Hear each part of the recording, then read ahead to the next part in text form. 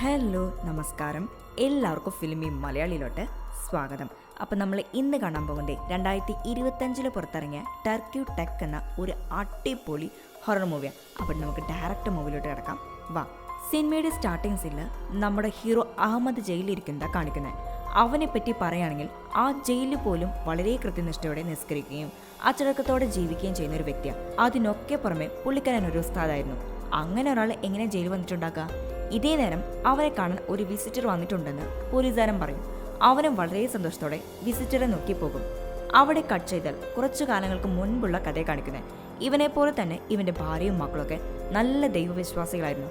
നല്ല happy family. കാര്യം happy family എന്നൊക്കെ പറഞ്ഞാലും അവർക്ക് കുറച്ച് സാമ്പത്തിക ബുദ്ധിമുട്ടുകളൊക്കെ ഉണ്ടായിരുന്നു. എന്നിരുന്നാലും ഉള്ളതുകൊണ്ട് ഓണം എന്ന് പറഞ്ഞ പോലെ അവരുടെ ഈ ലൈഫിൽ അവർ വളരെ ഹാപ്പി ആയിരുന്നു. നെക്സ്റ്റ് സീനിൽ ഒരു ഇടിഞ്ഞു പൊളിഞ്ഞ കെട്ടിടത്തിൽ ഒരു പെൺകുട്ടിയെ അവളുടെ സ്വന്തം അമ്മ കെട്ടിപ്പൂട്ടി വെച്ചിരിക്കുക. പ്ലീസ് അമ്മ, ഈ കെട്ടെല്ലാം ഒന്ന് അഴിച്ചതാ, എനിക്ക് കൈക്കാലെല്ലാം വേദനിക്കുന്നു. ഇല്ല മോളെ, നീ കുറച്ചു നേരം കൂടി വെയിറ്റ് ചെയ്യും, അപ്പം നമ്മളെ സഹായിക്കാൻ ആളെ കൂട്ടിയിട്ട് വരും. അതുവരെ ക്ഷമിക്കേ പ്ലീസ് അമ്മ, അതുവരെ എന്നെ കൊണ്ട് സഹിച്ചു നിൽക്കാൻ പറ്റില്ല, പ്ലീസ്. എന്തൊക്കെ പറഞ്ഞാലും അമ്മ തന്നെയാ. മകളുടെ കരച്ചിൽ കേട്ട് സഹിക്കാനാവാതെ അവളുടെ കയ്യിലെ കെട്ടെല്ലാം അമ്മ അഴിച്ചു കൊടുക്കും. അതേ നേരം മകളുടെ മൂക്കിൽ നിന്ന് രക്തം വരാൻ തുടങ്ങി. കൂടാതെ അവളുടെ സ്വരം അങ്ങ് മാറി. ഇപ്പൊ ആ രക്തം ഒരു നക്ക് നക്കി. എന്താമ്മ, വേഗം കെട്ടഴിക്കേ, എല്ലാം കയ്യിൽ നിന്ന് പോയിന്ന് മനസ്സിലാക്കിയ അമ്മ അവിടുന്ന് ഓടി രക്ഷപ്പെടാനായിട്ട് ശ്രമിക്കും. ഇതേ സമയം അവൾ ചാടി എഴുന്നേറ്റ് അമ്മയൊരു നോക്കി ഒരു ചിരി ചിരിക്കും. അടുത്ത സെക്കൻഡ് അവൾ അമ്മയുടെ കഴുത്ത് ഞെരിച്ച് കൊല്ലാൻ നോക്കും. അതേ ടൈമിൽ ഈ പെൺകുട്ടിയുടെ അച്ഛൻ നമ്മുടെ ഹീറോയിൻ കുട്ടി അവിടേക്ക് എത്തും. അവർ വരുന്ന വഴിയിൽ അമ്മയുടെ ഒച്ചയും ബഹളമെല്ലാം കേൾക്കും. വന്ന പാടെ ഹീറോ പെൺകുട്ടിയുമായി മൽപ്പിടുത്തം നടത്തി പ്രാർത്ഥിച്ച് അവളുടെ ശരീരത്തിലെ ദുരാത്മാവിനെ ഒഴിപ്പിക്കും. വീണ്ടും അവൾ നോർമലായി അവളെയും കൊണ്ട് അവരവരുടെ വീട്ടിലേക്ക് പോയി. ഇപ്പോൾ പെൺകുട്ടിയുടെ അച്ഛൻ ഹീറോയെ നോക്കി മകളെ രക്ഷിച്ചതിന് നന്ദി പറയും. കൂടാതെ തന്റെ മകളെ രക്ഷിക്കാൻ നോക്കുന്നതിനിടയിൽ ഹീറോയുടെ ഷർട്ട് കീറിയത് ശ്രദ്ധിച്ച അയാൾ അവനോട് സോറി പറഞ്ഞ് അവൻ ചെയ്ത ജോലിക്ക് അവന് കുറച്ച് പണം കൊടുക്കും. പക്ഷേ നമ്മുടെ ആളത് സ്വീകരിക്കില്ല. എനിക്ക് ദൈവത്തിലുള്ള വിശ്വാസം കൊണ്ടും ആ ഒരു പവർ കൊണ്ടാണ് ഞാൻ ഈ ജോലി ചെയ്യുന്നത്. ദൈവത്തിനെ സമർപ്പിച്ച് ചെയ്യുന്ന ജോലിയാണ്, എനിക്കതിന് കാശ് വേണ്ട. കാര്യം കഷ്ടപ്പാടും ബുദ്ധിമുട്ടൊക്കെ ഉണ്ടെങ്കിലും നമ്മുടെ ആള് ആ പണം വാങ്ങില്ല. പിന്നെ ഇവർക്ക് ജീവിക്കാൻ വേറെ എന്താ മാർഗം എന്ന് വെച്ചാൽ ഇവന്റെ ഭാര്യ ഒരു തുണിക്കട നടത്തുന്നുണ്ട് എന്ന് വിചാരിച്ച് അത് ഭയങ്കര ലാഭത്തിലൊന്നല്ല ഓടുന്നത്, കഷ്ടിച്ച് ജീവിച്ചു പോകുന്നു. ഇന്നലെ ഹീറോ വീട്ടിലെത്തിയിട്ടുണ്ടാകും. അവന്റെ ഷർട്ട് കീറിയിരിക്കുന്നത് ഇവർ 3 പേരും കാണും. എന്താ എന്തു പറ്റിയെന്ന് അവർ കേൾക്കുമ്പോൾ റാണി എന്ന പെൺകുട്ടിയുടെ ദേഹത്തുണ്ടായിരുന്ന ബാധ ഒഴിപ്പിക്കുമ്പോൾ സംഭവിച്ചതാണെന്ന് പറയും. ഇപ്പൊ ഭാര്യയും ഭർത്താവും തനിയിരിക്കുമ്പോൾ അവൾ ഹീറോയോട് കേൾക്കുന്നുണ്ട്, നിങ്ങൾ ഇന്നും ബാധ ഒഴിപ്പിക്കാൻ പോയപ്പോൾ കാശ് മേടിച്ചില്ല അല്ലേ? എടി, ദൈവത്തിലുള്ള വിശ്വാസം കൊണ്ട് ചെയ്യുന്ന ജോലിയാ, അതിന് ഞാൻ കാശ് മേടിക്കില്ല. ഇപ്പോൾ അവൾ അവൻ്റെ അടുത്ത് കഷ്ടപ്പാടിൻ്റെ കെട്ടങ്ങ് അഴിച്ചുവിടും. നമ്മുടെ മക്കൾ ഓരോ ദിവസം ചെല്ലുന്തോറും വലുതായിക്കൊണ്ടിരിക്കാം. അവർക്ക് എന്തെങ്കിലും എടുത്തു വെക്കണ്ടേ? നമുക്ക് ജീവിക്കണ്ടേ? കടയിൽ അതിനു മാത്രമുള്ള വ്യാപാരമൊന്നും നടക്കുന്നില്ല. നീ വിഷമിക്കാതെ, അള്ളാഹു എല്ലാത്തിനും ഒരു വഴി കാണിച്ചു തരും, നീ ധൈര്യമായിട്ട് ഇരിക്കുമെന്ന് പറഞ്ഞ് ഭാര്യയെ സമാധാനപ്പെടുത്തും. പിറ്റേന്ന് നമ്മുടെ ഹീറോയുടെ മൂത്ത മകള്, അവളുടെ പേര് യാസ്മിൻ, അവൾ ക്ലാസ്സിൻ്റെ പുറത്തിരിക്കുമ്പോൾ അവളെ ഇഷ്ടമുള്ള ഒരു പയ്യൻ അവളുടെ അടുത്ത് വന്ന്, നീ എല്ലാ ദിവസവും നടന്നല്ലേ പോകുന്നേ, ഞാൻ നിന്നെ സേഫായിട്ട് ബൈക്കിൽ വീട്ടിൽ കൊണ്ടുവിടാന്നൊക്കെ പറയും. പക്ഷെ അവൾ അത് സമ്മതിക്കില്ല. എന്താ, എന്നെ ഇഷ്ടമല്ലേ? അയ്യോ, കല്യാണത്തിന് മുമ്പ് ഒരു പയ്യൻ്റെ കൂടെ ഇങ്ങനെ കറങ്ങി നടക്കുന്നതിനോടൊന്നും എനിക്കൊട്ടും താല്പര്യമില്ല. ഇവരുടെ ഈ സംസാരം മാറി നിന്ന് കേട്ടുകൊണ്ടിരിക്കുക റീന. അവൾ വേറെ ആരുമല്ല, നമ്മുടെ ഈ ചെറുക്കൻ്റെ വൺ സൈഡ് സൈറ്റ് അടിക്കുന്ന പെണ്ണ. അവൾക്ക് ഇവരുടെ സംസാരം നിൽപ്പും കണ്ട് ഭയങ്കരമായിട്ട് ദേഷ്യം വരും. ഒരു വിധേന യാസ്മിൻ അവളോട് കാര്യങ്ങളൊക്കെ പറഞ്ഞ് ക്ലാസ്സിലേക്ക് കയറി വരുമ്പോൾ അറിയാതെ റീനയുടെ ദേഹത്ത് തട്ടും. ഇതോടെ അവളുടെ കയ്യിലുണ്ടായിരുന്ന ഐഫോൺ അങ്ങ് താഴെ വീഴും. അതോടെ അതിൻ്റെ പണിയും തീരും.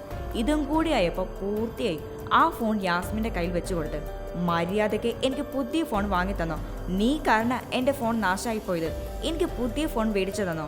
മുങ്ങാനാണ് ഭാവമെങ്കിൽ നിന്റെ വീടിൻ്റെ ഫ്രണ്ടിൽ പോലീസുകാരെത്തും, ഓർത്തോ? ക്ലാസ്സിൽ നിന്ന് തിരിച്ചെത്തിയ യാസ്മിൻ അവളുടെ വീട്ടുകാരുടെ അടുത്ത് ഫോൺ പൊട്ടിയ കഥയും കാര്യങ്ങളും പറയും. നീ വിഷമിക്കാതെ, നമുക്ക് പുതിയ ഫോൺ മേടിച്ചു കൊടുക്കാം. ഇതിന് എത്രയാകും ഉപ്പ? അത് ഏകദേശം 2-2.5 ലക്ഷം വരും. ഇവിടെ ജീവിക്കാൻ പോലും വകയിലായിരിക്കും നമ്മുടെ ഹീറോയുടെ കുടുംബത്തിന്. അപ്പോഴാണ് 2.5 ലക്ഷത്തിൻ്റെ ഫോണ്. അതേ നേരം ഇളയ പെൺകുട്ടി നൈല, ഉപ്പ എനിക്ക് ഫീസ് കിട്ടേണ്ട സമയം, അധികം വൈകാതെ ഫീസ് അടയ്ക്കണമെന്നാണ് പറഞ്ഞിരിക്കുന്നത്. ഇതെല്ലാം കേട്ട് ഹീറോ മൊത്തത്തിൽ ടെൻഷനാകുമെന്ന് വിചാരിച്ചാൽ നമുക്ക് തെറ്റി. അവൻ വളരെ കൂളായിട്ട് സമാധാനമായിട്ട് എല്ലാത്തിനും അള്ളാഹു ഒരു വഴി കാണിച്ചു തരും, വിഷമിക്കാതെന്ന് പറയും. പക്ഷെ അവൻ്റെ ഭാര്യയ്ക്ക് അത്ര അങ്ങോട്ട് ധൈര്യം പോരാ. ചേട്ടാ, നമുക്ക് ആരുടെങ്കിലും കയ്യിൽ നിന്ന് കടം മേടിച്ചാലോ? വേണ്ട, കടം മേടിച്ചാൽ അത് നമ്മുടെ കല്ലറ വരെ നമ്മളോട് കൂടെ വരുന്ന പറയുന്നത്. അതിനാൽ അത് വേണ്ട, നീ വിഷമിക്കാതെ. ഇതേ സമയം ഇവരുടെ വീടിന്റെ കഥക് ആരോ തട്ടും. അത് നമ്മുടെ ഹീറോ ഫസ്റ്റിലെ റാണി എന്ന പെൺകുട്ടിയുടെ ദേഹത്തുള്ള ബാധ ഒഴിപ്പിക്കാൻ പോയില്ലേ, അവളുടെ അച്ഛനായിരിക്കും. ഉസ്താദ്, ഇത് തൈമൂർ, ഇവിടുത്തെ അറിയപ്പെടുന്ന ഒരു കാശുകാരനാ. അദ്ദേഹത്തിന്റെ മകളുടെ ദേഹത്ത് ബാധ കയറിയിരിക്കുന്നു. ഉസ്താദിന് ഒന്ന് സഹായിക്കാൻ പറ്റുമോ? അവനും ഇവരുടെ കൂടെ അയാളുടെ വീട്ടിലേക്ക് പോകും. അവർ വന്നിറങ്ങുമ്പോൾ തന്നെ അവളുടെ അലർച്ചയും ബഹളവും കേൾക്കും. ഉസ്താദ്, ഇതിനു മുമ്പ് ഒരുപാട് ആളുകൾ എൻ്റെ മകളുടെ ശരീരത്തിലെ ബാധ ഒഴിപ്പിക്കാൻ ശ്രമിച്ചതാ, പക്ഷേ ഒന്നും ഫലം കണ്ടില്ല. നിങ്ങളെങ്കിലും എൻ്റെ മകളെ ഇതിൽ നിന്ന് രക്ഷപ്പെടുത്ത്. എൻ്റെ കഴിവിൻ്റെ പരമാവധി ഞാൻ ശ്രമിക്കാമെന്ന് പറഞ്ഞ് ഹീറോയും കൂട്ടരും അവിടേക്ക് ചെല്ലും. മുറിയെല്ലാം ആകെ അലങ്കോലായിട്ട് കിടപ്പ്. ബാധ കയറി ഒരു പിശാചായി മാറിയ പെൺകുട്ടി സീലിംഗിൽ കയറിയിരുന്ന് ഇവരെ നോക്കി അലറും. ഉസ്താദ്, നീ ഇതിൽ ഇടപെടരുത്, അതാ നിനക്ക് നല്ലത്. ഇത്രയും പറഞ്ഞ് മുറിയുടെ കഥകങ്ങ് അടയ്ക്കും. ഇപ്പോൾ ഹീറോയും പ്രേതം മാത്രമേ ആ മുറിയിലുള്ളൂ. അവൾ അവൻ്റെ കഴുത്ത് ഞെരിച്ച് കൊല്ലാൻ ശ്രമിക്കാം. അവനും തൻ്റെ പ്രാർത്ഥനയുടെ ശക്തിയിൽ അവളെ തളയ്ക്കാൻ ശ്രമിക്കും. എന്നാൽ വീണ്ടും വീണ്ടും ശക്തിയോടെ എഴുന്നേറ്റ് അവൾ അവൻ്റെ പുറത്ത് കയറിയിരുന്ന് അവനെ കട്ടിക്കാൻ നോക്കും. അതേ നേരം പുറത്ത് നിന്നവർ കഥക് തുറന്ന് അകത്തേക്ക് കയറി അവളെ പിടിച്ചു വെക്കും. ഈ സമയം പ്രാർത്ഥനയുടെ ശക്തിയിൽ അവളുടെ ശരീരത്തിലെ ദുരാത്മാവിനെ ഒഴിപ്പിക്കും. ആ പ്രേതം ഒഴിഞ്ഞു പോകുന്നതിന് മുൻപ് നമ്മുടെ ഹീറോയെ അങ്ങ് ശപിക്കും. നിന്നെയും നിന്റെ കുടുംബത്തെയും ഞാൻ ഇല്ലാതാക്കും. തൈമൂർ, നിന്റെ മകളെ ഞാൻ വെറുതെ വിടില്ല. ഇപ്പോൾ എല്ലാം സമാധാനപരമായി അവസാനിച്ചു നിൽക്കുമ്പോൾ ഹീറോ തൈമൂറിൻ്റെ അടുത്ത്, എങ്ങനെയാ ആ പ്രേതം നിങ്ങളുടെ മകളുടെ ശരീരത്തിൽ കയറിയത്? എന്തിനാ അവൾ നിങ്ങളെ ശപിക്കുന്നത്? അത് പൊതുവേ ഈ പ്രേതങ്ങൾ മനുഷ്യരുടെ അടുത്ത് നുണ തന്നെയല്ലേ പറയാ. അങ്ങനെ തന്നെ ആ സാത്താനും ഉസ്താദിൻ്റെ അടുത്ത് നുണ പറഞ്ഞിരിക്കുന്നത്. ഇത്രയും പറഞ്ഞ് തൈമൂർ ഒരു കെട്ട് പണം ഹീറോയുടെ കയ്യിൽ കൊടുക്കും. ഇപ്പോൾ അവൻ അത് വേടിക്കുന്നു വിചാരിച്ചാൽ പണ്ടത്തെ ശങ്കരൻ എഗെയിൻ കോക്കനട്ട് ട്രീ, അവൻ അത് വേടിക്കില്ല. ഇതൊരു സേവനമാണെന്ന് പറയും. ഇതറിഞ്ഞ് ഹീറോയുടെ വൈഫ് അവൻ്റെ അടുത്ത് പരാതിപ്പെട്ടി അങ്ങ് തുറക്കും. നമ്മൾ ചെയ്ത ജോലിക്കുള്ള കൂലി തന്നെയല്ലേ അത് വേടിക്കായിരുന്നില്ലേ? അതവർ സന്തോഷത്തോടെ തന്നെയല്ലേ തന്നത്? അയ്യോ, നീ വിചാരിക്കുന്നത് പോലെയല്ല, ഇതൊരു ജോലിയല്ല, ഞാൻ ദൈവത്തിന് സേവനം ചെയ്യുന്ന, എല്ലാത്തിനും അള്ളാഹു ഒരു വഴി കാണിച്ചു തരുമെന്നും പറഞ്ഞ് അവളെ വീണ്ടും സമാധാനപ്പെടുത്തി. അന്ന് നൈറ്റ് ഹീറോ കുട്ടികൾക്ക് ക്ലാസ് എടുക്കാനായിട്ട് പോകാം, അതിൽ നിന്ന് കുറച്ച് കാശ് കിട്ടുമെന്ന് പറയും. അതുകൊണ്ട് എന്താവാനാ ചേട്ടാ, ഇന്നും റീനയുടെ അമ്മ കടയിലേക്ക് വന്നിട്ടുണ്ടായിരുന്നു. പൊട്ടിപ്പോയ ഫോണിന് പകരം പുതിയത് മേടിച്ചു കൊടുക്കണമെന്നാണ് പറഞ്ഞത്. ഇല്ലെങ്കിൽ പോലീസിലെ കംപ്ലൈൻറ്റ് ചെയ്യുന്നു പറഞ്ഞു. കുട്ടികളുടെ ഫീസ് അടയ്ക്കണ്ടേ, ഇതിനൊക്കെ എവിടെ കാശ്? എങ്ങനെ ജീവിക്കുക? എനിക്കൊന്നും അറിയില്ല എന്ന് പറഞ്ഞ് അവൾ സങ്കടപ്പെടും. നീ വിഷമിക്കാതെ, എല്ലാത്തിനും ഒരു വഴി കാണും, നീ സങ്കടപ്പെടാതെ. ഇത്രയും പറഞ്ഞ് അവളെ സമാധാനപ്പെടുത്തി തൻ്റെ 2 മക്കളെയും കൊണ്ട് അയാൾ പ്രാർത്ഥനയ്ക്കും ക്ലാസ് എടുക്കാനായിട്ടും പോകും. ഇപ്പോൾ ഇവള് തനിയായിരിക്കുന്നത്. ആരുടെങ്കിലും കടം ചോദിക്കാം, ആ പൈസ കൊണ്ട് ഭർത്താവ് അറിയാതെ എല്ലാ പ്രശ്നവും സോൾവ് ചെയ്യാനൊക്കെ ചിന്തിച്ചിരിക്കാം. ഇപ്പുറത്തെ ഹീറോ ഇവിടെ കുട്ടികൾക്ക് എന്താ ക്ലാസ് എടുക്കുന്നത് വെച്ച് നോക്കിയാലേ, അതായത് കൊടൂരമായ ഒരു സാത്താൻ അത് നമ്മുടെ വീട്ടിലേക്ക് പ്രവേശിക്കാൻ ആദ്യം ഉപയോഗിക്കുന്നത് ആ വീട്ടിലെ അമ്മയാണ്. എക്സാമ്പിൾ, നമ്മുടെ ഹീറോയുടെ വൈഫ് അവൾക്ക് ദൈവത്തിലുള്ള വിശ്വാസമൊക്കെ ഇല്ലാതാക്കി അവൾ വഴി സാത്താൻ വീട്ടിലേക്ക് പ്രവേശിക്കും. അപ്പുറത്തെ ഹീറോയുടെ വീടിൻ്റെ കോളിംഗ് ബെല്ല് ആരോ അടിക്കും. ഭാര്യ ചെന്ന് നോക്കിയാൽ അത് ഇപ്പം അടുത്ത് നമ്മുടെ ഉസ്താദ് ഒരു പണക്കാരൻ്റെ മകളുടെ ശരീരത്തിലെ ബാധ ഒഴിപ്പിച്ചില്ലേ, ആ പെൺകുട്ടിയായിരിക്കും. അവൾ സ്വയം ഇവൾക്ക് പരിചയപ്പെടുത്തി കൊടുക്കും. ഉസ്താദാണ് എൻ്റെ ജീവൻ രക്ഷിച്ചത്, അതിനെ എത്ര നന്ദി പറഞ്ഞാലും മതിയാകില്ല. ഇതെല്ലാം കേട്ട് നമ്മുടെ ഹീറോയുടെ വൈഫിന് ഭയങ്കര സന്തോഷമാകും. എനിക്ക് ചെയ്ത ഉപകാരത്തിന് പകരമായിട്ട് ഈ പണം നിങ്ങൾ മേടിച്ചോ. നമ്മുടെ ഹീറോയുടെ വൈഫിന് അത് മേടിക്കാതിരിക്കാൻ പറ്റില്ല. അവൾ വളരെ സന്തോഷത്തോടെ അതങ്ങ് സ്വീകരിക്കും. അതേ നേരം ആ പെൺകുട്ടി എൻ്റെ ജോലി അവസാനിച്ചെന്ന് പറഞ്ഞ് അവിടെ നിന്ന് പോകും. ഇനിയാണ് ശരിക്കും കഥ തുടങ്ങാൻ പോകുന്നത്. അടുത്ത ദിവസം കാലത്ത് അവൾ വളരെ വെറൈറ്റി ആയിട്ടുള്ള ഫുഡ് ഐറ്റംസ് എല്ലാം ഉണ്ടാക്കി വെച്ചിട്ടുണ്ട്. ഇതെല്ലാം കണ്ട് മക്കൾക്ക് ഭയങ്കര സന്തോഷമാകും. ഇപ്പം അവിടേക്ക് എൻട്രി അടിച്ച ഉസ്താദ്, എന്താ ഞാൻ ഈ കണ്ട് വെറൈറ്റി ആയിട്ടുള്ള ഭക്ഷണമൊക്കെ ഉണ്ടാക്കി വെച്ചിട്ടുണ്ടല്ലോ, അല്ല ഇതിനുള്ള കാശെല്ലാം ഇവിടുന്ന? ചേട്ടൻ തന്നെയല്ലേ പറഞ്ഞത് നമുക്ക് എല്ലാത്തിനുള്ള വഴി അള്ളാഹു കാണിച്ചു തരുന്ന? അങ്ങനെ അള്ളാഹു കാണിച്ചു തന്ന വഴിയാ നമ്മുടെ സനുല്ലേ, അയാളും കൂടെ നാട്ടിലുള്ള വേറെ ചില ആളുകളും മക്കയിലേക്ക് പോകുന്നുണ്ട്. അതിനുള്ള ഡ്രസ്സെല്ലാം നമ്മുടെ കടയിൽ നിന്ന് എടുത്തത്. അങ്ങനെ കിട്ടിയ പൈസയാ നമ്മുടെ എല്ലാ പ്രശ്നങ്ങളും സോൾവ് ആകും. ഹീറോയ്ക്കും ഇത് കേട്ട് ഒത്തിരി സന്തോഷമാകും. എങ്കിൽ ഞാൻ അയാൾക്ക് ഫോൺ വിളിച്ച് നന്ദി പറയട്ടെ? അത് വേണ്ട, ഞാൻ അയാളുടെ നമ്മുടെ കുടുംബത്തിന് വേണ്ടി നന്ദി പറഞ്ഞിട്ടുണ്ട്. ഇപ്പോൾ അവർ മക്കയിലേക്ക് പോകാനായിട്ട് ഒരുങ്ങിക്കൊണ്ടിരിക്കുകയായിരിക്കും. ഈ തിരക്കിൽ ഇനി വിളിക്കാൻ നിൽക്കണ്ട. അതും ശരിയാ. അങ്ങനെ അവരെല്ലാവരും സന്തോഷത്തോടെ ഭക്ഷണം കഴിക്കാൻ തുടങ്ങി. അന്ന് ഉസ്താദ് ക്ലാസ് എടുക്കാൻ പള്ളിയിലേക്ക് ചെല്ലും. അങ്ങനെ അവിടെ നിൽക്കുന്ന നേരം റാണിയുടെ അച്ഛൻ ഓടിക്കിതച്ചു വരുന്നുണ്ട്. ഉസ്താദ് വേഗം വാ, നമ്മുടെ തൈമൂറിൻ്റെ വീട്ടിൽ. ഇത്രയും പറഞ്ഞ് അവർ 2 പേരും തൈമൂറിൻ്റെ വീട്ടിലെത്തി. അവിടെ അയാളും ഭാര്യയും മകളും വളരെ ക്രൂരമായ രീതിയിൽ കൊല ചെയ്യപ്പെട്ട് കിടക്കുക. അപ്പുറത്തെ യാസ്മിൻ റീനയുടെ അടുത്ത് പോയി അവൾക്ക് പുതിയ ഫോൺ കൊടുക്കും. അല്ല, നിങ്ങൾക്കൊരു കുഞ്ഞു തുണിക്കടയാണെന്ന് എനിക്കറിയാം. അങ്ങനെയുള്ള നിനക്കും നിന്റെ വീട്ടുകാർക്കും എങ്ങനെയാടി ഒരു ഫോൺ മേടിക്കാൻ കാശ്? ഇപ്പം അവളുടെ തൊട്ടപ്പുറത്തിരിക്കുന്ന ലവള് ഇവള് തുണി വിൽക്ക മാത്രമായിരിക്കില്ല, ചിലപ്പോൾ അത് അഴിച്ചും കൊടുക്കുന്നുണ്ടായിരിക്കും എന്ന് പറഞ്ഞ് അവളെ കളിയാക്കി. പാവം യാസ്മിൻ അവൾ ഒന്നും തന്നെ പറയില്ല. അന്ന് ക്ലാസ് വിട്ട് വന്ന നൈല കട്ടിൽ മൊബൈൽ നോക്കി കിടക്കുക. അതേ നേരം അവളുടെ ഉമ്മ, മോളെ പ്രാർത്ഥിക്കേണ്ട സമയം, നീ വേഗം വാ. അവളും ശരിയെന്ന് പറയും. എന്നാൽ ഇന്നേരം അവളുടെ തൊട്ടപ്പുറത്ത് വന്ന് കിടന്ന സാത്താൻ ഇവളുടെ കാതിൽ, നൈല നീ കുറച്ചു നേരം കൂടി കിടക്ക്, നീ ഉറങ്ങിക്കോ എന്ന് പറയും. അവളും പ്രാർത്ഥിക്കാതെ ഉറങ്ങും. കുറച്ച് സമയത്തിനുള്ളിൽ ആ മുറിയിൽ നിന്ന് ഒരു ശബ്ദം കേട്ട് അവൾ ഞെട്ടി എഴുന്നേൽക്കും. എന്താണെന്ന് എത്തി നോക്കിയാൽ അവളുടെ കട്ടിലിന്റെ താഴെ ഒരു ശവശരീരം മൂടിക്കിടക്കുന്നു. ഇത് കണ്ട് പേടിച്ച് പതിയെ ചെന്ന് ആ തുണി പൊക്കി നോക്കിയാൽ അവിടെ ഒന്നും തന്നെയില്ല. അങ്ങനെയിരിക്കെ നമ്മുടെ പണക്കാരന്റെ മകളുടെ രൂപത്തിൽ പ്രേതം വന്ന് ഇവളെ തറയിലൂടെ വലിച്ചിഴച്ച് പുറത്തേക്ക് കൊണ്ടുവരും. അവള് പേടിച്ച് കരഞ്ഞ് ഉമ്മ രക്ഷിക്കെ എന്ന് പറയും. കുറച്ച് സമയത്തിനുള്ളിൽ പ്രേതം അവളെ വിടും. എവിടെ പോയി പ്രേതം വെച്ച് അവൾ ചുറ്റും നോക്കും. ഇപ്പോൾ ടക്കെന്ന് അത് അവളുടെ കഴുത്ത് പിടിച്ച് ഞെരിക്കാൻ ആരംഭിക്കും. ഉമ്മ രക്ഷിക്കേന്ന് പറഞ്ഞ് കരയും. അവളുടെ കരച്ചിൽ കേട്ട് അവിടേക്ക് വന്ന ഉമ്മ കണ്ട് നൈല സ്വയം കഴുത്ത് മുറുക്കുന്നതാ. അതായത് ആ പ്രേതം അവളെ കൺട്രോൾ ചെയ്തു വെച്ചിരിക്കുക. ഇപ്പോൾ ഇതെല്ലാം ആലോചിച്ച് വിഷമിച്ച് അവളിരിക്കുമ്പോൾ ഹീറോ അവിടേക്ക് വരും. വന്ന പടെ ഇന്ന് നൈലയിൽ കണ്ട മാറ്റങ്ങൾ അവൾ അവനോട് പറയും. ഞാൻ അവളുടെ അടുത്ത് ചെല്ലുമ്പോൾ അവൾ സ്വയം കഴുത്ത് മുറുക്കി പിടിച്ച് കിടക്കായിരുന്നു. ശ്വാസം പോലും വിടാൻ അവളെ കൊണ്ട് പറ്റുന്നുണ്ടായിരുന്നില്ല. പിന്നീട് ഞാൻ അവളെ സമാധാനപ്പെടുത്തി. ഇതെല്ലാം കേട്ട് ഹീറോ, നീ ഭയപ്പെടാതെ, അവൾക്കൊന്നുമില്ല. അതേ നേരം അവന്റെ മുഖം വല്ലാതിരിക്കുന്നത് കണ്ട്, എന്തു പറ്റി ചേട്ടാ, എന്താ എന്ന് അവൾ കേൾക്കുമ്പോൾ, നമ്മുടെ തൈമൂറിനെ നിനക്കറിയില്ലേ, അയാളും ഭാര്യയും മകളും ഇന്ന് വളരെ കൊടൂരമായിട്ട് കൊല്ലപ്പെട്ടു. ആ കാഴ്ച എന്റെ മനസ്സിൽ നിന്ന് പോകുന്നില്ല. ഇത് കേട്ട് അവൾ ആകെ ഷോക്കാകും. കാരണം മരിക്കുന്നതിന് മുൻപ് ആ പെൺകുട്ടി ഇവളുടെ കയ്യിൽ പൈസ തന്നല്ലേ പോയത്. അവിടെ കടിച്ചതിൽ അന്ന് നൈറ്റ് യാസ്മിനെ കാണാൻ ഫർഹാൻ വീട്ടിലേക്ക് ആരും അറിയാതെ വരും. ഇപ്പൊ അവനും അവളും നല്ല കണക്ഷനിലാണ് പോയിക്കൊണ്ടിരിക്കുന്നത്. രണ്ടുപേരും ഒരുമിച്ച് ബൈക്കിലാണ് ക്ലാസ് വിട്ടു വരുന്നത്. ഇപ്പൊ അവൻ പുറത്തു വന്നെന്ന് മനസ്സിലാക്കിയ യാസ്മിനല്ല, അവളുടെ ശരീരത്തിലുള്ള പ്രേതം, നീ അവന്റെ കൂടെ പുറത്തു പോ, അവനെ നിന്റേതാക്കി മാറ്റി എന്നൊക്കെ പറയും. അതുവരിലും തട്ടമിട്ട് നടന്ന പെൺകുട്ടി ഫ്രീക്കത്തിയായിട്ട് അവന്റെ കൂടെ ആരും അറിയാതെ അന്ന് നൈറ്റ് കറങ്ങാൻ പോകും. പിറ്റേന്ന് കാലത്ത് അവൾ ക്ലാസ്സിലേക്ക് ഒരു പോക്കുണ്ട്. അതൊരു 1.5 പോക്ക. മുടിയിലെ നല്ല ഫ്രീ ഹെയർ ആയിട്ടിട്ട് ഡ്രസ്സിന്റെ നീളം ഇനി കുറയ്ക്കാനേ ഇല്ല. അതുമാതിരി ഡ്രസ്സൊക്കെ ധരിച്ച് കാണുന്നതിനോട് ഹായ് ബായ് എന്നൊക്കെ പറഞ്ഞ് നമ്മുടെ ഫർഹാന്റെ അടുത്ത് കൊഞ്ചി കുഴയും. അതും എല്ലാ സ്റ്റുഡൻസും നിൽക്കുമ്പോൾ ഏത് ലെവലിൽ സാത്താനാണ് അവളുടെ ദേഹത്ത് കയറി പ്രവർത്തിക്കുന്നതെന്ന് നോക്കി വെച്ചു. അവിടുന്ന് നേരെ ക്ലാസ്സിൽ കയറി യാസ്മിൻ റീനയുടെ അടുത്ത് പോയി, എടി ഫർഹാൻ എന്റേത് മാത്രം, അവന്റെ പുറകിലുള്ള നിന്റെ നടത്തം നിർത്തിക്കൊന്ന് പറയും. ഇത് കേട്ട് ടെൻഷനായ റീന ഒരു ബാഡ് വേർഡ് ഇവളോട് പറയും. അത് കേട്ട പാടെ നമ്മുടെ ആള് അവൾക്കൊന്ന് പൊട്ടിക്കും. ഇതോടെ നമ്മളുടെ ആളുടെ കയ്യിൽ ഡിസ്മിസ് ലെറ്റർ വരും.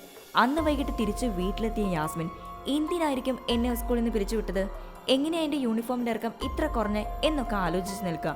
അതേസമയം വീണ്ടും ആ സാത്താൻ അവളുടെ ദേഹത്ത് കയറി, നീ പോയി നൈലയെ പേടിപ്പിക്കുമെന്ന് പറയും. ഇവളും ഉടനെ അവളുടെ മുറിയിൽ ചെന്ന്, നൈല വാ നമുക്ക് നിസ്കരിക്കാന്നും പറഞ്ഞ് അവളെ വിളിച്ചു കൊണ്ടുപോയി. അങ്ങനെ രണ്ടുപേരും പ്രാർത്ഥിക്കുന്നതിനിടയിൽ ഇവളുടെ ഈ വെള്ള കണ്ണ് കാണിച്ച് അവളെ പേടിപ്പിക്കും. അവളും ഇത് കണ്ട് പേടിച്ചു കരയും. കൂടാതെ അവളുടെ കയ്യിൽ ഒരു വിരൽ അങ്ങ് ഓടിക്കും. വേദന കൊണ്ട് അവൾ വാ വിട്ട് കരയും. ഇതേ നേരം അവിടേക്ക് ഉപ്പയും ഉമ്മയും എത്തും. എന്തു പറ്റി നൈല എന്ന് കേൾക്കുമ്പോൾ, ചേച്ചി എൻ്റെ വിരലൊടിച്ചു, അവൾ എന്നെ പീഡിപ്പിച്ചു എന്നൊക്കെ പറയും. ആണോ, നീയാണോ ഇത് ചെയ്തതെന്ന് അവളോട് കേൾക്കുമ്പോൾ, ഞാനൊന്നും ചെയ്തിട്ടില്ല ഉപ്പ, ഞാൻ നിസ്കരിക്കായിരുന്നു എന്ന് അവൾ പറയും. ഇല്ലുപ്പ, ഇവിടെ എന്തോ ഒരു പൊട്ട ശക്തിയുണ്ട്, എന്തോ ഒരു നെഗറ്റീവ് എനർജി ഇവിടെ ഉണ്ട് എന്ന് അവൾ ആവർത്തിച്ച് പറയും. ശരി, ഞാൻ പ്രാർത്ഥിച്ചു നോക്കട്ടെ എന്ന് പറഞ്ഞ് ഹീറോ പ്രാർത്ഥിച്ചു നോക്കും. പക്ഷെ അവനെ കൊണ്ട് ആ ശക്തി കണ്ടെത്താൻ സാധിക്കില്ല. ശരി നൈല, നീ നിന്റെ 3ാമത്തെ കണ്ണ് തുറന്ന് നോക്കെന്ന് പറഞ്ഞ് ഹീറോ അവളുടെ തലയിൽ കൈ വെച്ച് പ്രാർത്ഥിച്ച് അവളോട് അവിടെ മുഴുവൻ നോക്കാൻ പറയും. ഈ നേരം അവൾ അവളുടെ ചേച്ചിയിലുള്ള ആ സാത്താനെ കാണും. അയ്യോ, ചേച്ചിയാണ് സാത്താൻ എന്ന് പറഞ്ഞ് അവൾ കരയാൻ തുടങ്ങി. എന്താ മോളെ ഇത്, അവള് നിന്റെ ചേച്ചിയല്ലേ, അവള് നോക്കിയ സാത്താൻ എന്നൊന്നും പറയല്ലേ. ഇതേ നേരം ചേച്ചി അവളെ നോക്കി ഒരു ചിരിച്ചിരിക്കും. അടുത്ത ദിവസം രണ്ടുപേരും ക്ലാസ്സിൽ പോകാൻ റെഡിയായി. പക്ഷെ യാസ്മിൻ നൈലയോട് നീ പോയിക്കോ, ഞാൻ വരാന്ന് പറയും. അതും പറഞ്ഞ് യാസ്മിൻ മുറിയിൽ പോയി ലാസ്റ്റ് പീരീഡ്സ് ആയ ഡേറ്റിനെല്ലാം നോക്കി പ്രഗ്നന്റ് കിറ്റ് യൂസ് ചെയ്ത് ചെക്ക് ചെയ്താൽ അവൾ പ്രഗ്നന്റ് ആയിരിക്കും. ഇത് കണ്ട് അവൾ പൊട്ടിക്കരയും. ഇതിന് കാരണക്കാരൻ ആരാണെന്ന് ഞാൻ പറയേണ്ട ആവശ്യമില്ലല്ലോ. അവൾക്ക് മറ്റുള്ളവരോട് സംസാരിക്കാൻ പേടിയാകും. എന്തിന്, ആരുടെയും മുഖത്ത് നോക്കാൻ പോലും അവൾക്ക് ധൈര്യമില്ലാതെയാകും. ഇപ്പോൾ യാസ്മിൻ സാഡായിട്ട് ഇരിക്കുന്നത് കണ്ട ഹീറോ, എന്തു പറ്റി മോളെ, എന്താ നിനക്ക് പറ്റിയതെന്നൊക്കെ കേൾക്കും. ഒന്നുമില്ല, എനിക്ക് തലവേദനിക്കുന്നുണ്ടെന്നും പറഞ്ഞ് അവൾ അവിടുന്ന് മുറിയിലേക്ക് പോയി. അതേ നേരം ഹീറോ ഭാര്യയോട് നമ്മുടെ മക്കളെ കൃത്യം സമയത്ത് നിസ്കരിക്കുന്നുണ്ടോ, അവർ കൃത്യമായിട്ട് കാര്യങ്ങൾ ചെയ്യുന്നുണ്ടോ എന്നൊക്കെ ചോദിക്കും. അവരെന്താ കൊച്ചുകുട്ടികളാണെന്ന് അവളും കേൾക്കും. അവർ എത്ര വലുതായാലും നീ അവരുടെ കാര്യങ്ങൾ നോക്കണം, അവർ സ്ട്രിക്റ്റ് ആയിട്ട് എല്ലാ കാര്യങ്ങളും ഫോളോ ചെയ്യുന്നുണ്ടെന്ന് ചെക്ക് ചെയ്യണം. ഇതെല്ലാം നമ്മുടെ കടമയാണ്. ഇവർ സംസാരിച്ചു കൊണ്ടിരിക്കുമ്പോൾ അവിടേക്ക് ഒരാൾ വരും. അയാളുടെ മകളുടെ ശരീരത്തിൽ ബാധ കയറിയിട്ടുണ്ട്, അത് ഒഴിപ്പിക്കണമെന്നും പറഞ്ഞ് ഉടനടി ഉസ്താദ് അവിടേക്ക് പുറപ്പെടും. ചെന്നപാടെ പ്രാർത്ഥനയിലൂടെ അവളെ തിളയ്ക്കാൻ ശ്രമിച്ചാൽ ഹീറോയുടെ ഒരു പ്രാർത്ഥനയും ഫലം കാണില്ല. എന്താ നിന്റെ മന്ത്രങ്ങൾ ഫലം കാണുന്നില്ലേ? നിന്നെ കൊണ്ട് എന്നെ ഒരു ചുക്കും ചെയ്യാൻ സാധിക്കില്ല എന്ന് പറഞ്ഞ് അവന്റെ മുമ്പിൽ അവൾ ആക്രോശിക്കും. സാത്താന്റെ ശക്തിയിൽ ഹീറോ ചുമരിലിടിച്ച് താഴെ വീഴും. കൂടാതെ മൂക്കിൽ നിന്ന് രക്തം വരാൻ തുടങ്ങി.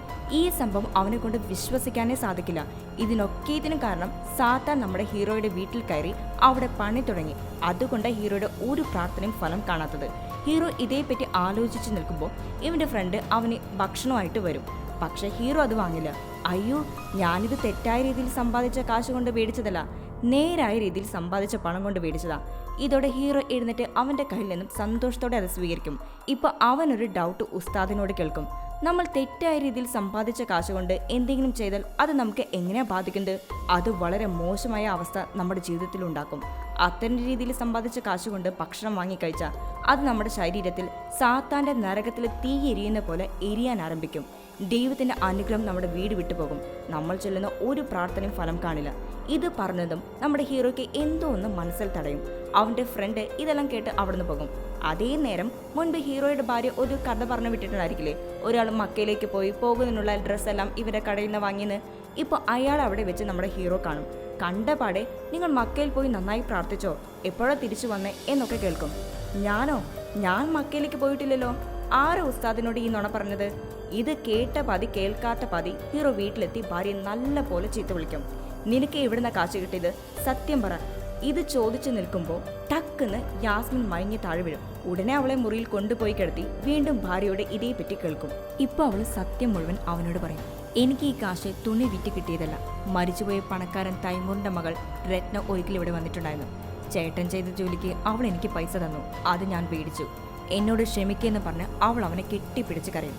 ഭാര്യയുടെ അവസ്ഥ മനസ്സിലാക്കി, നീ വിഷമിക്കാതെ, എനിക്ക് എത്രയും പെട്ടെന്ന് തീർക്കേണ്ട ഒരു ജോലിയുണ്ട്, അത് ചെയ്തിട്ട് വരാം, നീയും പിള്ളേരും സൂക്ഷിച്ചിരിക്കുമെന്നും പറഞ്ഞ് അവൻ പോകും. ഇന്നേരം മയക്കത്തിൽ നിന്നിട്ട് യാസ്മിൻ ഇനി ഒന്നും മറച്ചു വെച്ചിട്ട് കാര്യമില്ലെന്ന് മനസ്സിലാക്കി അമ്മയോട് താൻ പ്രഗ്നന്റ് ആണെന്ന് പറയും.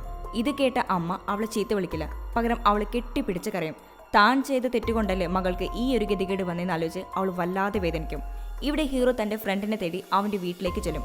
ആ പണക്കാരൻ തൈമൂറിനെ പരിചയപ്പെടുത്തി കൊടുത്തില്ലേ, അവനാണ് നമ്മുടെ ഹീറോയുടെ ഫ്രണ്ട്. അവിടേക്ക് ഹീറോ ചെല്ലുമ്പോൾ എല്ലാവരും ക്രൂരമായ രീതിയിൽ കൊല ചെയ്യപ്പെട്ട് രക്തത്തിൽ കുളിച്ചു കിടക്കുക. ഈ കാഴ്ച കണ്ട് ഹീറോ അവന്റെ ഫ്രണ്ടിന്റെ അടുത്തോട്ട് ഓടിച്ചെല്ലും. അവൻ പാതി ജീവനില കിടക്കുന്നത്. അവന്റെ അടുത്ത് കാര്യം തിരക്കുമ്പോൾ അവനൊരു ഫ്ലാഷ് ബാക്കിലോട്ട് നമ്മളെ കൊണ്ടുപോകും. ഒരു സീനിലെ ഹീറോ പണക്കാരൻ തൈമൂറിന്റെ അടുത്ത്, നിങ്ങളുടെ കുടുംബത്തെ എന്തിനാ പ്രേതം ശപിക്കുന്നത്, അവൾ എന്തിനാ നിങ്ങളുടെ മകളുടെ ദേഹത്ത് പ്രവേശിച്ചത്, നിങ്ങൾ എന്തെങ്കിലും തെറ്റ് ചെയ്തിട്ടുണ്ടോ എന്നൊക്കെ കേൾക്കില്ലേ. പക്ഷെ അയാൾ ഇല്ലെന്ന നുണ ഇവനോട് പറയും.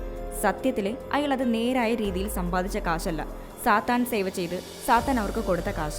അതിനു പകരം അയാളുടെ മകൻ 18 വയസ്സ് തികയുമ്പോൾ സാത്താന് ബലി കൊടുക്കണം. ആ സംഭവം നമ്മുടെ ഹീറോയുടെ ഫ്രണ്ടിനെ എങ്ങനെയോ മനസ്സിലാക്കും. അത് അവൻ പുറത്തു പറയാതിരിക്കാൻ അയാൾ അവന് കുറച്ച് കാശ് കൊടുത്ത് ഒതുക്കി. അങ്ങനെ മേടിച്ച കാശ് വെച്ച് ഭക്ഷണം ഉണ്ടാക്കി കഴിച്ച അടുത്ത സെക്കൻഡ് ഫ്രണ്ടിന്റെ മകൾ റാണിയുടെ ദേഹത്ത് ബാധ കയറി. അവരുടെ വീട് താറുമാറാക്കി. ഇപ്പോൾ വീട്ടിലുള്ള എല്ലാവരുടെയും കാര്യത്തിലും തീരുമാനമാക്കി. ഇത് പറഞ്ഞു തീർത്തതും അവൻ മരിക്കും. ഇപ്പോൾ റാണിയുടെ ദേഹത്തുള്ള സാത്താൻ നമ്മുടെ ഹീറോയെ നോക്കി, ഡാ നീ നോക്കി വെച്ചോ, ഇത് തന്നെയാ നിന്റെ കുടുംബത്തിലും സംഭവിക്കാൻ പോകുന്നത്. ഹീറോയുടെ ഭാര്യ തൈമൂറിന്റെ മകൾ രത്നയുടെ കയ്യിൽ നിന്ന് കാശ് മേടിച്ചിട്ടില്ലേ, ഇത് പറഞ്ഞു തീർന്നതും കയ്യിൽ കിട്ടിയ കത്തി വെച്ച് അവനെ കൊല്ലാൻ നോക്കും. ഇതേ സമയം ഹീറോ അവളുടെ കൈ മടക്കി പിടിച്ച് പ്രാർത്ഥിക്കാൻ ആരംഭിക്കും. അങ്ങനെ ഒരു വിധന അവളുടെ ശരീരത്തിൽ നിന്നും സാത്താൻ ഒഴിപ്പിക്കും. അതേ നേരമാണ് ഹീറോയ്ക്ക് തന്റെ കുടുംബത്തിന് ഓർമ്മ വരിക. ഉടനെ അവൻ വീട്ടിലേക്ക് ഓടും. ഇവിടെ ഹീറോയുടെ ഭാര്യ തനിയിരിക്കുക. ഇന്നേരം അവിടേക്ക് എത്തിയ സാത്താൻ ടക്കെന്ന് അവളുടെ ശരീരത്തിലേക്ക് പ്രവേശിക്കും. ഉടനടി അവൾ മേശയിൽ കൈവച്ച് ടക്ക് ടക്ക് നടിക്കാൻ തുടങ്ങി. ശബ്ദം കേട്ട് അവിടേക്ക് എത്തിയ മക്കൾ രണ്ടുപേരും, എന്തു പറ്റിയമ്മ, എന്താ എന്ന് കേൾക്കുമ്പോൾ എന്നെ അമ്മ എന്ന് വിളിക്കാതെടി എന്ന് പറയും. അപകടം മനസ്സിലാക്കിയ ഇവർ രണ്ടാളും അവിടുന്ന് ഓടി രക്ഷപ്പെടാൻ ശ്രമിക്കുമ്പോൾ കതക് താനേ വന്നടയും. ഇന്നേരം യാസ്മിന് ബ്ലീഡിംഗ് ആയി. അവളാണെങ്കിൽ വേദന കൊണ്ട് കരയാ. ഇപ്പോൾ അവിടെ ചെയറിലിരുന്ന അമ്മ കയ്യിൽ കത്തി പിടിച്ചെഴുന്നിട്ട് ഇവരുടെ അടുത്തേക്ക് വരും. ഇവളുടെ വരവ് കണ്ട് പേടിച്ച പിള്ളേര് എന്ത് ചെയ്യണമെന്നറിയാതെ അവിടെ ഉണ്ടായിരുന്ന ചെയറെടുത്ത് അമ്മയുടെ തലയിൽ ഒറ്റടി. ഇതോടെ അവൾ താഴെ വിടും. അമ്മ വീണ വീഴ്ച കണ്ട യാസ്മിൻ അത് സഹിക്കാനാവാതെ അമ്മ എന്നും വിളിച്ച് അടുത്തേക്ക് ചെല്ലും. ഇന്നേരം അമ്മയുടെ ശരീരത്തിലുണ്ടായിരുന്ന സാത്താൻ അവളെ പിടിച്ചു വെച്ച് കയ്യിലുണ്ടായിരുന്ന കത്തിയെടുത്ത് അവളുടെ കഴുത്തിൽ ചക്കെന്ന് കുത്തിയിറക്കി. അത് കഴിഞ്ഞ് നെക്സ്റ്റ് സ്റ്റെപ്പ് നൈലയുടെ അടുത്തേക്ക് പറന്നു വരും. ആ വരവ് കണ്ട് പേടിച്ച് വിറച്ചു നിൽക്കാൻ നൈല. ഭയപ്പെടാതെ എൻ്റെ തങ്കക്കുട്ടി, തീർച്ചയായിട്ടും ഒരു നാൾ എനിക്ക് നിന്റെ സഹായം ആവശ്യം വരും. ഇന്നേരം അവിടേക്ക് ഹീറോ എത്തും. യാസ്മിനെ കണ്ട് അവൻ തേങ്ങി കരയും. ആരാ മോളെ നിന്നോട് ഇത് ചെയ്തെന്ന് പറഞ്ഞ് അവൻ കരയുമ്പോൾ അവിടെ ഒരു സൈഡിലിരുന്ന് അവൻ്റെ ഭാര്യ, അതായത് ഭാര്യയുടെ ശരീരത്തിൽ പ്രവേശിച്ച സാത്താൻ ഇവനെ നോക്കി ചിരിക്കും. അതുവരെയിലും സൈലന്റ് ആയിരുന്ന നമ്മുടെ ഹീറോ തൻ്റെ മകളെ കൊന്ന ദേഷ്യത്തിൽ ഭാര്യയെ ചറ പറന്ന് കുത്തി കഥ അങ്ങ് തീർക്കും. ഇപ്പോൾ തൊട്ടടുത്തിരിക്കുന്ന നൈല വേണ്ട വേണ്ട അമ്മ ഒന്നും ചെയ്യാതെ എന്ന് പറയുമ്പോൾ അപ്പോഴാണ് ഹീറോയ്ക്ക് ഒരു കാര്യം ഓർമ്മ വരുന്നത്. തൻ്റെ കയ്യാൽ തന്നെ തൻ്റെ ഭാര്യയെ കൊന്നുവെന്ന്. വേഗം തൻ്റെ ഭാര്യയെ കയ്യിലെടുത്ത് അവൻ തേങ്ങി കരയും. അവിടെ സീൻ കട്ട് ചെയ്താൽ സ്വന്തം ഭാര്യയെ കൊന്നതിന് 20 വർഷം ജയിൽ ശിക്ഷ കോടതി അവന് വിധിക്കും. അവൻ സെല്ലിലിരിക്കുമ്പോൾ ഒരു വിസിറ്റർ വന്നിട്ടുണ്ട് എന്ന് പറഞ്ഞില്ലേ, അത് മറ്റാരല്ല നൈലയാ. മകളെ കണ്ടതും അവൻ ഭയങ്കരമായിട്ട് കരയും. കരയാതെ അച്ഛാ, ഞാൻ തനിയാണ് ജീവിക്കുന്നത്, അത് ഒത്തിരി ബുദ്ധിമുട്ടുള്ള കാര്യമാണ്. എന്നിരുന്നാലും അച്ഛൻ പറയുന്ന പോലെ നമുക്ക് അള്ളാഹു തുണയുണ്ടായിരിക്കും. ആ ഒരു വിശ്വാസത്തിലാണ് ഞാൻ ജീവിക്കുന്നത്. വിഷമിക്കാതെ. തീർച്ചയായിട്ടും അച്ഛൻ വേഗം ജയിൽ മോചിതനാകുമെന്ന് എനിക്ക് വിശ്വാസമുണ്ട്. അതുകൊണ്ട് ധൈര്യമായിട്ടിരിക്കെ, സങ്കടപ്പെടാതെ അച്ഛാ. ഇവനും അത് കേട്ട് അവിടുന്ന് പോകുമ്പോൾ പെട്ടെന്ന് ആ സാത്താൻ നൈലയുടെ ശരീരത്തിൽ കയറി ഹീറോയോട് സംസാരിക്കും. എന്താ ഉസ്താദ്, നിന്റെ മകളെ തനിച്ചാക്കി നീ പോകണോ?